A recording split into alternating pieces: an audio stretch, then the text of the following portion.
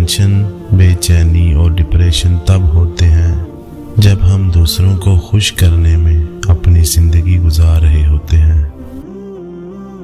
زندگی کی مصیبتیں کم کرنے کا بہترین طریقہ یہ ہے کہ اپنے آپ کو مصروف کر لیا جائے۔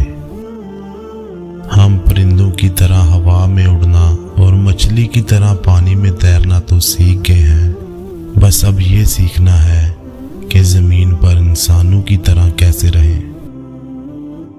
دنیا میں 3 خوبصورت ترین جگہیں خانہ کعبہ، روضہ رسول اور ماں کی گود۔ تمہاری پریشانیاں تمہاری بے ادبی اور ناشکری سے جڑی ہوئی ہیں۔ دعا کے وقت آنکھوں کا بھرانا قبولیت کی سب سے بڑی دلیل ہے۔ لوگوں پر ایک ایسا زمانہ آئے گا کہ روپے کے بغیر کوئی چیز کام نہ دے گی۔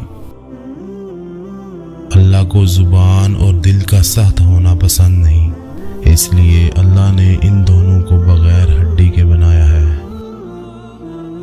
جب عقل مند بوڑھا ہوتا ہے تو اس کی عقل جوان ہو جاتی ہے، اور جب جاہل بوڑھا ہوتا ہے تو اس کی جہالت جوان ہو جاتی ہے۔ ہم لوگ نیک بننا نہیں، صرف نیک دکھنا اور نیک کہلانا چاہتے ہیں، اور یہ منافقت کا سب سے اعلیٰ درجہ ہے۔ جب رب راضی ہونے لگتا ہے تو بندے کو عیبوں کا پتہ چلنا شروع ہو جاتا ہے، اور یہی اس کی رحمت کی پہلی نشانی ہوتی ہے۔ یقین جانو، اللہ زیادتی کرنے والوں کو پسند نہیں کرتا۔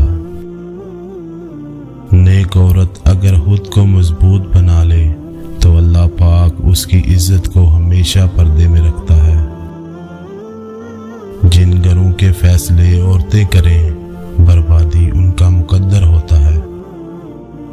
عورت کھلونا نہیں ہے، وہ اللہ کی بنائی ہوئی ایک خوبصورت نعمت ہے جو موت کی گود میں جا کے ایک زندگی کو جنم دیتی ہے۔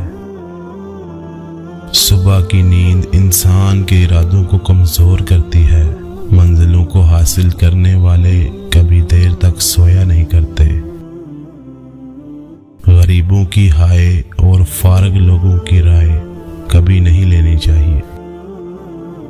اس دن تمہاری سب پریشانیاں ختم ہو جائیں گی جس دن تمہیں یہ یقین ہو جائے گا کہ ہر کام اللہ پاک کی مرضی سے ہوتا ہے۔ اگر رزق عقل و دانش سے ملتا تو جانور اور بے وقوف بھوکے مر جاتے۔ درخت سے گرنے والا کوئی بھی پتا ایسا نہیں جس کا اللہ کو علم نہ ہو۔ پتہ ہے، اللہ کو منانا بہت آسان ہے، ایک سجدہ اور چند آنسو، اور بس وہ 2 جہانوں کا بادشاہ راضی ہو جاتا ہے۔ فضول گفتگو سے 2 قسم کے لوگ ہی بچ سکتے ہیں، ایک جس میں علم کی کثرت ہو اور دوسرا جس میں ذکر کی کثرت ہو۔ 4 خوبیاں انسان کو باکمال بنا دیتی ہیں: ٹھنڈا دماغ، میٹھی زبان، نرم دل اور چہرے پر مسکراہٹ۔